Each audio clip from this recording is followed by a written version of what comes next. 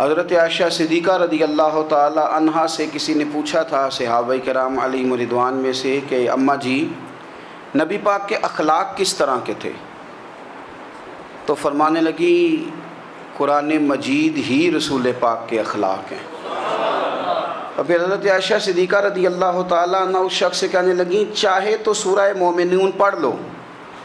تو انہوں نے یہ ابتدائی آیات سورہ مومنون کی جب تلاوت کی تو حضرت عائشہ فرمانے لگی یہی تو میرے نبی پاک کے اخلاق ہیں، اور یہی وہ آیات ہیں جن میں اللہ تبارک و تعالیٰ نے بندہ مومن سے تقاضا کیا ہے کہ اگر وہ جنت کا وارث بننا چاہتا ہے، جنت وہ جگہ ہے جہاں رسول کریم علیہ السلام کا قرب بھی ملے گا اور رب کریم کی زیارت بھی نصیب ہوگی، وہ مقام فلاح، وہ مقام کامیابی، وہ مقام جہاں اللہ تعالیٰ اپنے بندوں پر اپنی رضا نازل فرمائے گا، اس مقام کا نام مقام جنت ہے۔ تو اس سورہ مبارکہ کی ابتدائی آیات کے اندر اللہ تبارک و تعالیٰ نے ان صفات کا تذکرہ فرمایا ہے کہ اگر وہ صفات ہم اپنے اندر پیدا کرنے میں کامیاب ہو جائیں، معنی یہ ہے کہ ہمیں اللہ تبارک و تعالیٰ نے جنت کا وارث بنا دیا ہے۔ بڑے غور کے ساتھ سورہ مومنون کی ان ابتدائی آیات پر غور کرنا چاہیے۔ رب فرماتا ہے قد افلح المؤمنون، تحقیق مومن کامیاب ہو گئے۔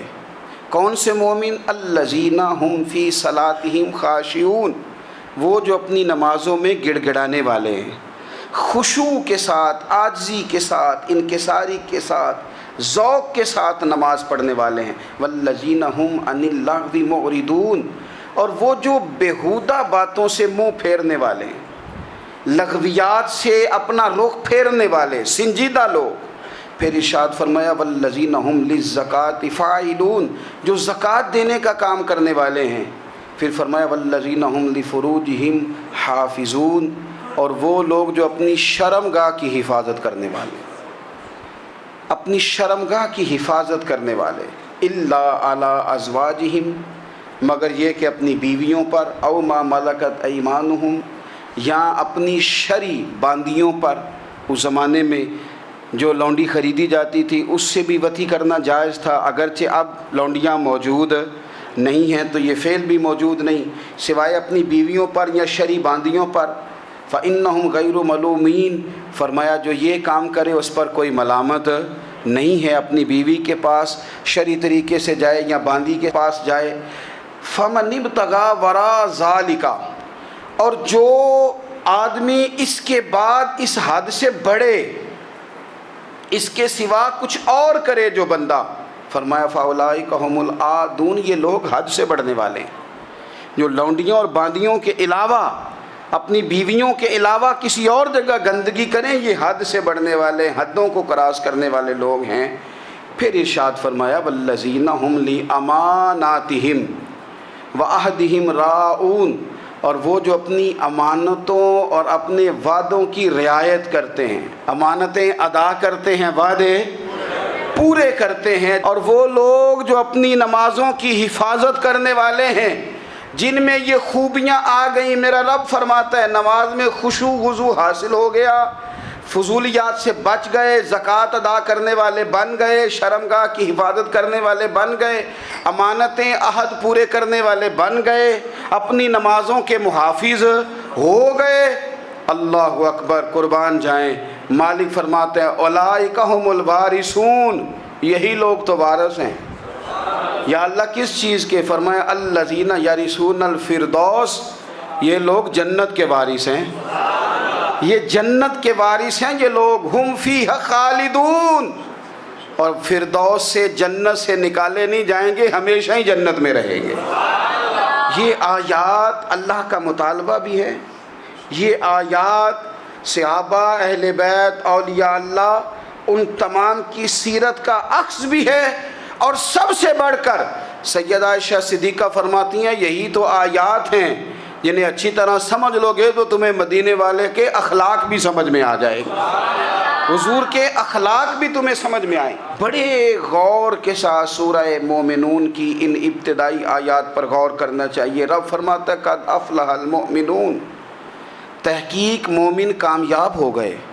کون سے مومن؟ الذین هم فی صلاتہم خاشعون، وہ جو اپنی نمازوں میں گڑ گڑانے والے ہیں، خشوع کے ساتھ، عاجزی کے ساتھ، انکساری کے ساتھ، ذوق کے ساتھ نماز پڑھنے والے ہیں۔ دیکھیں قرآن نے یہ نہیں کہا شروع میں کہ وہ لوگ اپنی نماز پابندی سے پڑھتے ہیں، بلکہ فرمایا وہ نمازوں میں عاجزی کرتے ہیں، وہ نماز میں خشوع کرتے ہیں، خضوع کرتے ہیں۔ نماز ہم بھی پڑھتے ہیں، ڈھیر سارے لوگ ہیں جن کا یہ مطالبہ ہے کہ میرا نماز میں دل ہی نہیں لگتا۔ پہلی بات تو یہ ہے کہ دل نہ بھی لگے تو نماز پھر بھی پڑھنی ہے، اور دوسری بات یہ ہے کہ دل لگانے کو بھی تو کچھ انسان کے پاس چیزیں ہونی چاہیے نا، کوئی ضروریات ہوتی ہیں۔ سب سے پہلی بات یہ کہ مسئلہ نماز کا نہیں، مسئلہ اہمیت کا ہے۔ آپ نے اللہ تبارک و تعالیٰ کی ذات کی، رب کریم کے جلالت کی جتنی زیادہ اہمیت اپنے دل میں محسوس کر لی، اتنا ہی نماز کی طرف توجہ آپ کی بڑھ جائے گی۔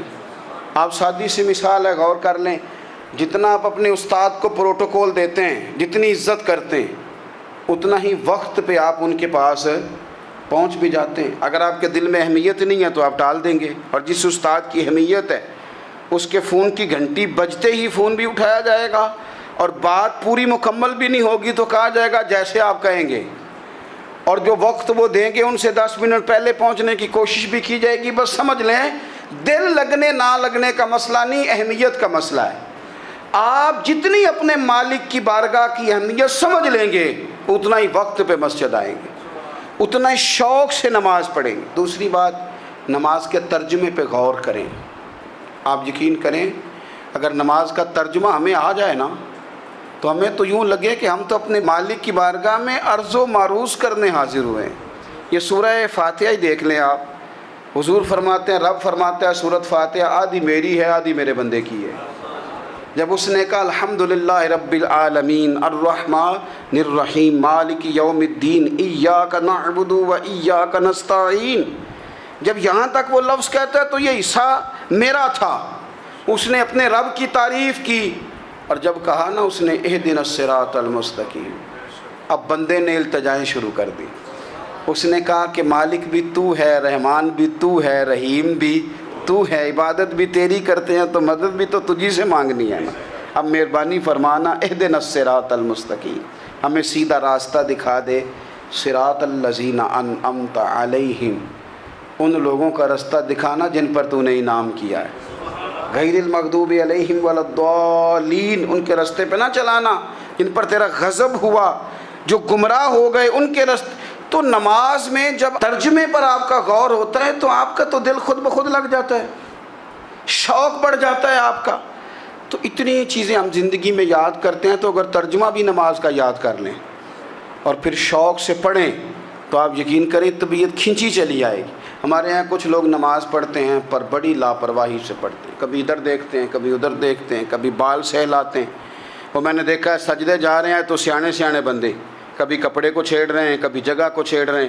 میرے نبی کریم صلی اللہ تعالیٰ علیہ وسلم نے فرمایا ان لوگوں کا کیا حال ہے جو اپنی نماز میں نظریں آسمان کی طرف اٹھاتے ہیں، رکوع سے اٹھے تو اوپر دیکھنا شروع کر دیا، کیا حال ہے ان کا۔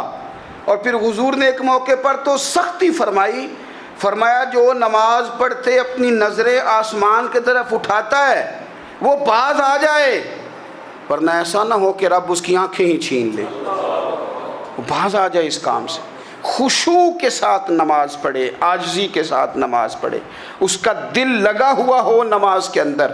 میرے نبی پاک صلی اللہ تعالیٰ علیہ وآلہ وسلم کے غلام حضرت انس بن مالک رضی اللہ تعالیٰ عنہ فرماتے ہیں کہ رسول پاک صلی اللہ علیہ وسلم نے مجھ سے فرمایا تھا کہ بیٹے نماز میں ادھر ادھر دیکھنے سے بچو، کیونکہ فرمایا نماز میں ادھر ادھر توجہ کرنا یہ بندے کو ہلاک کر دیتا ہے، ہلاکت ہے اس میں اگر تم نے ادھر ادھر توجہ ہوگی۔ نماز تم مالک کی بارگاہ میں کھڑے ہو اور تم دیکھ ادھر ادھر رہے ہو، تو ایک تو نماز عاجزی کے ساتھ۔ پھر فرمایا والذین ہم عن اللغو معرضون، وہ لوگ جو فضول باتوں سے، لغویات سے اپنا منہ پھیر لیتے ہیں، فضولیات سے۔ ہمارے ہاں نا بہت سارے لوگ ایسے ہیں جو بلا وجہ ان چیزوں میں دلچسپی لیتے ہیں جو ان کے مطلب کی نہیں ہے، ان کے مطلب کی مطلب آپ کسی سے ملیں کہتے ہیں کیا حال ہے؟ ٹھیک ہے جی۔ بچوں کا کیا حال ہے؟ ٹھیک ہے۔ بچے کتنے ہیں؟ تو بھئی آپ کو جب پتہ ہی نہیں تھا کتنے ہیں تو حال کیوں پوچھا آپ نے؟ آپ کرتے کیا ہیں؟ آپ کا بڑا بھائی کیا کرتا ہے؟ چھوٹا بھائی کیا کرتا ہے؟ ابا جی کیا کرتے ہیں؟ بھئی آپ کے مطلب کی بات نہیں، آپ مطلب کی مقصد کی بات کریں، بے مقصد باتوں میں الجھنے کی ضرورت نہیں ہے۔ دیکھیں، اپنا ادارہ میں چلاتا ہوں، اپنا گھر آپ چلاتے ہیں، اپنی ڈیوٹی آپ کرتے ہیں۔ آپ کو زیادہ بہتر پتہ ہے کہ آپ اپنا گھر کیسے چلا رہے ہیں، مجھے زیادہ بہتر پتہ ہے کہ میں مدرسہ مسجد، مجھے زیادہ بہتر پتہ ہے اس کے اندر کون سی اصطلاح کس طرح کرنی ہے، یہ مجھ سے زیادہ بہتر کوئی بندہ جانتا نہیں۔ اب ہم کیا کرتے ہیں، جب ہم دوسرے کے کام میں مداخلت کرتے ہیں تو دو نقصان ہوتے ہیں۔ ایک تو اس کے ساتھ ہمارا رائے کا اختلاف ہو جاتا ہے، اور دوسرا ہمارے اپنے بہت سارے کام رہ جاتے ہیں، کیونکہ ہماری توجہ ہی دوسرے کی جانب تھی، اپنے بڑے سارے کام رہ جاتے ہیں۔ اس لیے بہت ساری ایسی چیزیں ہیں جن میں بلا وجہ کوئی مقصد نہیں۔ ہم پرانے لوگوں سے باتیں سنا کرتے تھے، ہمارے بزرگ کہا کرتے تھے جڑے پنڈ جانا نہیں، جڑے پنڈ جانا نہیں اودا راہ پوچھنے دی کی لو۔ لغویات میں نہ الجھیں، فضولیات میں نہ الجھیں، یعنی ٹو میں رہنا، ٹو میں۔ آپ یقین کریں، میں نے پرسنلی طور پہ اس چیز کو محسوس کیا ہے کہ ہمارے بہت سارے اہم حقوق صرف اس لیے مس ہوتے ہیں کہ ہماری اپنے سے زیادہ توجہ سامنے والے پہ ہوتی، سامنے والے۔ میں نے دیکھا بڑے بڑے عجیب سوال اور بڑے بڑے انوکھے سوال، مطلب یہ کہ اتنی لمبی چوڑی، اور لوگوں کو بڑا پتہ ہوتا ہے یہ فلاں آدمی جو ہے اس کے بچے کتنے ہیں، وہ بیاہ کہاں پہ ہیں، کس کس علاقے میں ان کی شادیاں ہوئی ہیں۔ اتنی تفصیلات کی ہمیں ضرورت نہیں ہے، ہم سے تو ہمارے بارے میں پوچھا جائے گا۔ تو ہمیں اپنا معاملہ بڑا صاف ستھرا، دیکھیں کیا سونی بات کی مدینے والے رسول نے، قربان جائیں حضور کے جملوں پر۔ ایک شخص نے پوچھا حضور سونا اسلام کون سا ہے، خوبصورت مسلمان کون ہے؟ تو نبی پاک صلی اللہ علیہ وسلم نے فرمایا وہ خوبصورت مسلمان ہے جو بات اس کے مقصد کی نہیں، بے معنی ہے، وہ بات وہ چھوڑ دے۔ بے مقصد باتوں سے الجھنا جو بندہ چھوڑ دے وہ مسلمان بڑا سونا مسلمان ہے۔ ہم کمزور اس لیے ہوتے ہیں کہ ہماری توجہ زیادہ دوسروں کی باتوں پر پڑتی ہے۔ پھر فرمایا والذین ھم للزکاۃ فاعلون، وہ لوگ جو زکوٰۃ دینے کا کام کرتے ہیں، صدقات کرتے ہیں، خیرات کرتے ہیں، وہ کامیاب ہو جاتے ہیں۔ پھر فرمایا والذین ھم لفروجہم حافظون، وہ جو اپنی شرمگاہ کی حفاظت کرتے ہیں۔ نوجوان میری بات پر توجہ کریں، فرمایا وہ لوگ جو اپنی شرمگاہ کی، والذین ھم لفروجہم حافظون، وہ لوگ جو اپنی شرمگاہ کی حفاظت کرتے ہیں۔ حضور غوث پاک رضی اللہ تعالیٰ عنہ فرمایا کرتے تھے دو چیزیں انسان اپنی سنبھال لینا، ایک پیٹ اور ایک شرمگاہ، تو فرماتے تھے ولایت اس کے بڑی قریب آ جاتی۔ ہم نہ ان لذات میں الجھ جاتے ہیں۔ سیانے سیانے بندے، روٹی کمر سیدھی کرنے کے لیے کھانی چاہیے، زبان کے ذائقے کے لیے نہیں کھانی چاہیے۔ یہ زبان کا ذائقہ لگ جائے یہ کہیں کا نہیں چھوڑتا انسان کو۔ اپنی شرمگاہ کی جو لوگ حفاظت کر لیتے ہیں، کوئی بڑے سے بڑا گناہ کرنے سے بھی بندہ کافر نہیں ہوتا، بندہ کفر کرنے سے کافر ہوتا ہے۔ گناہ بڑے سے بڑا کرنے والا بھی گناہ گار ہے، کافر نہیں۔ لیکن بعض گناہ ایسے ہیں جو جس وقت بندہ کر رہا ہوتا ہے اس وقت وہ مومن نہیں ہوتا۔ میرے نبی کریم صلی اللہ تعالیٰ علیہ وسلم نے فرمایا جب کوئی شرابی شراب پیتا ہے اس وقت مومن نہیں ہوتا، جب کوئی چور چوری کرتا ہے تو اس وقت مومن نہیں ہوتا، اور جب کوئی زانی زنا کرتا ہے تو تب وہ مومن نہیں ہوتا۔ اتنی دیر کے لیے اس کے دل سے ایمان نکال لیا جاتا ہے۔ یہ جو ہمارے لڑکے بن سنور کے نکلتے ہیں، یہ جو میک اپ کا خرچہ لڑکیوں کے برابر لڑکوں کا ہوتا جا رہا ہے، یہ جو لڑکے بھی رات کو چہرے پر کریم لگا کر کے سوتے ہیں، یہ بتا سکتے ہیں کہ مقاصد کیا ہے؟ بتا سکتے ہیں؟ یعنی بچے بھی بغیر شیمپو کے بال نہیں دھوتے، مثلا کیا کرنا ہے آپ نے اس کا؟ بڑی بڑی قیمتی چیزیں جو ہیں وہ آپ نے رکھی ہوئی ہیں، مقصد کیا ہے؟ یہ جو ہمارے بچے بن سنور کے نکل رہے ہیں تو کیا دعوت دے رہے ہیں سوسائٹی کو؟ شارٹ نکرے پہن کے جو نکلے ہوئے ہیں اریاں لباس پہن کے نکلے ہوئے. اقبال نے کہا تھا دیار مشرق ہوس میں غلطاں، شباب اریاں شراب اسیاں، جسے بھی دیکھو غری کے اسیاں. ہم ایسی تہذیب کیا کریں گے؟ شباب اریاں، تم نے اپنی جوانی ننگی کر ڈالی ہے ساری معاذ اللہ. کن مقاصد کے لیے؟ میں وہ اعداد و شمار بتا نہیں سکتا. ہمارے ہاں گاند سستا ہو گیا ہے، لوگوں نے گناہ تک پہنچنا آسان بنا دیا ہے. آپ دیکھ لیں گندگی دروازے پہ اور گند موبائل میں. کیسے بچائیں ان بچوں کو؟ کیا کریں؟ کلیجے پھٹتے ہیں. کبھی باتیں سوچتے ہیں تو سوچتے ہیں آنے والی نسل کو کہاں لے جائیں، کہاں چھپائیں، کیا ایسا کریں کہ یہ بچ جائیں. خدا را قربان جائیں حضرت عثمان غنی پر. مصنف ابن ابی شیبہ میں صحابہ فرماتے ہیں حضرت عثمان غنی نا بڑے مالدار تھے.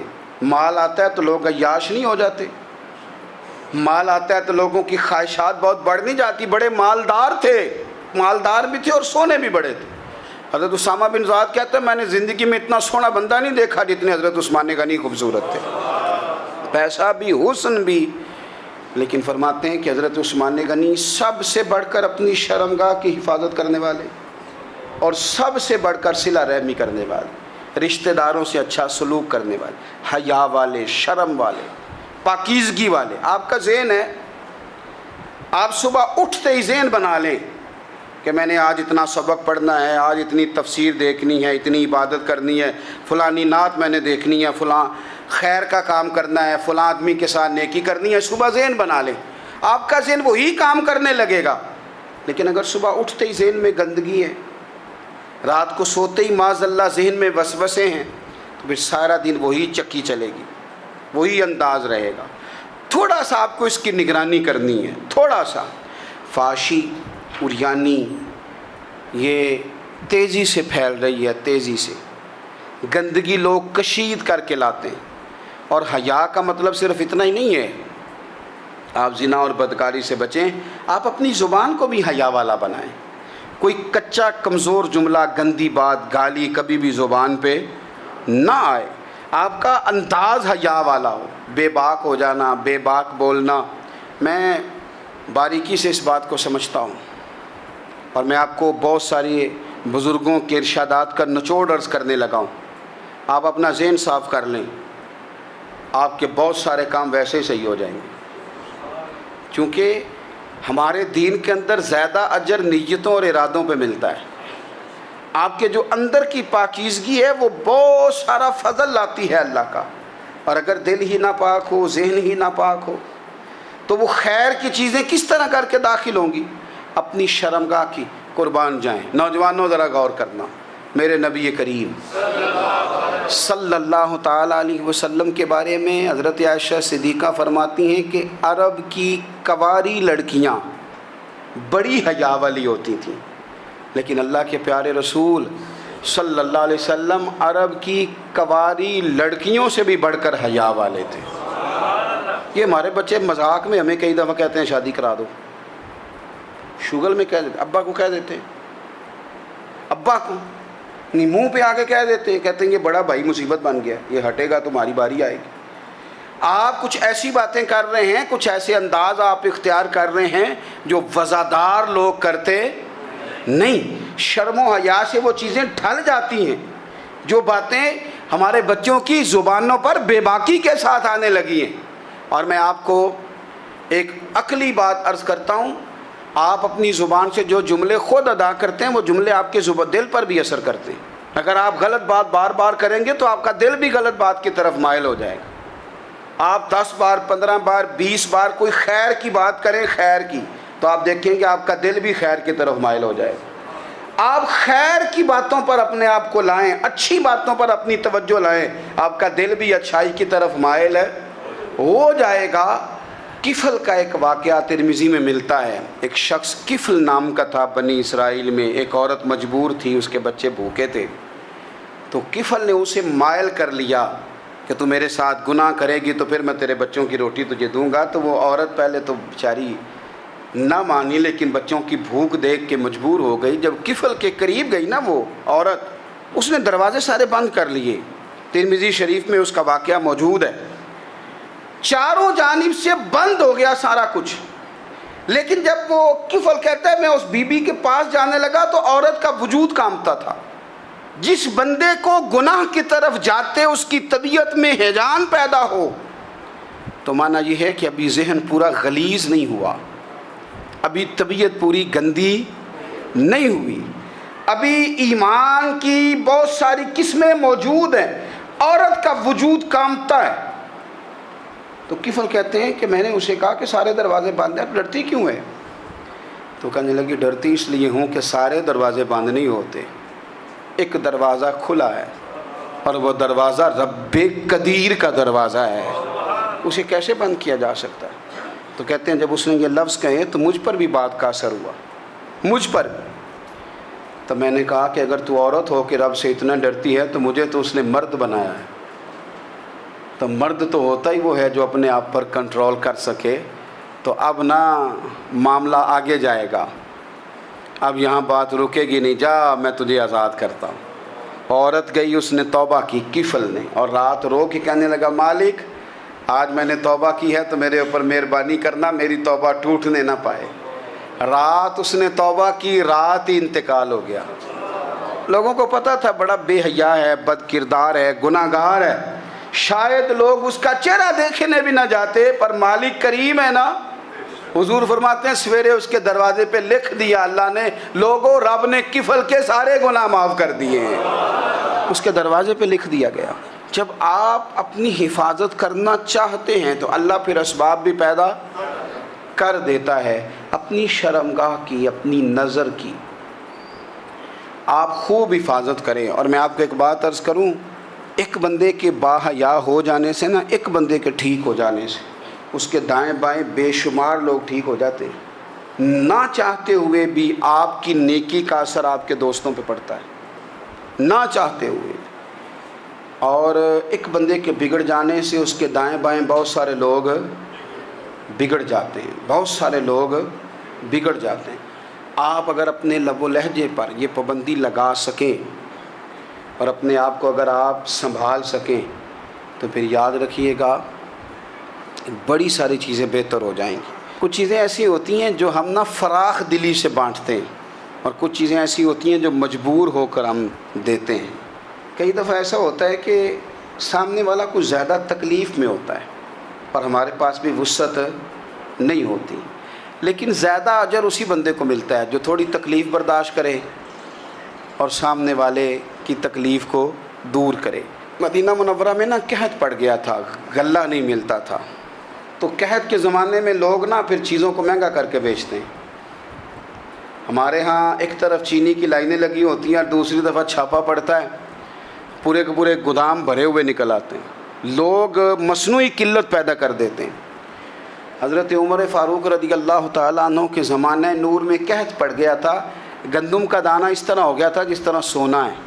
سیدنا عثمان غنی رضی اللہ تعالیٰ عنہ کے نا بہت سارے اونٹ غلے کے بھرے ہوئے مصر سے آئے, اور لگتا یوں ہے کہ وہ شخص آپ ہی کو غلہ دیتا تھا, کسی اور کو دیتا بھی نہیں تھا, جو اونٹ بھر کے اس نے لیے.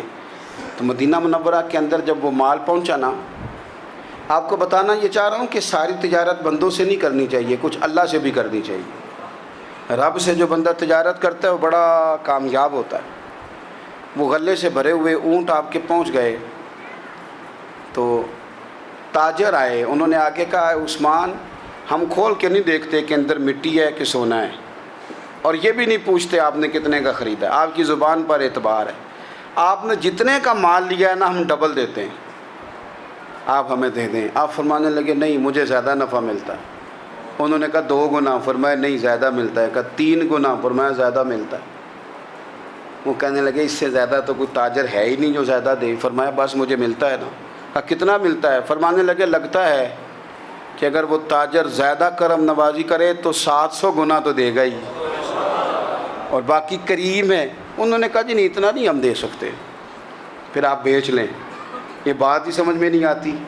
لوگ چلے گئے تو حضرت عثمان غنی مال اٹھا کے مسجد کے دروازے پہ لے گئے, جا کے کہنے لگے اے عمر اعلان کر دیں جس غریب کو گندم کی ضرورت ہے, آسانی کے دور میں نہیں دقت کے دور میں, جب لوگوں کو مل نہیں رہی چیز, جس کو ضرورت ہے وہ آئے اور آ کے لے جائے۔ جب جناب عثمان غنی کے اس غلے کا اعلان ہوا تو تاجروں کو اب مسئلہ سمجھ میں آیا کہ یہ 700 گنا کو بندہ نہیں دے رہا، یہ رب کریم عطا فرما رہا ہے۔ میرے عزیز، کچھ سودے رب کے ساتھ بھی کریں۔ اگر کوئی بڑا ضرورت مند دروازے پہ آ جائے نا تو پھر اپنا نفع نقصان نہیں سوچنا، پھر تو رب کے ساتھ تجارت کرنی ہے۔ ضرورت مند کی ضرورت کا لحاظ کرنا، یہ نہ مسلمانوں کے ایک دوسرے کے قریب کرے گا۔ ہم کون ہوتے ہیں کسی کی حاجت پوری کرنے والے، ضرورت پوری کرنے والے؟ کرنے والا تو اللہ ہے۔ تو اگر رب ہمیں کبھی وسیلہ بنائے، ذریعہ بنائے، تو پھر ہمیں ذرا نا خوش دلی سے بننا چاہیے، ذوق اور شوق سے بڑھنا چاہیے، پھر ہمیں کمزور نہیں پڑنا چاہیے۔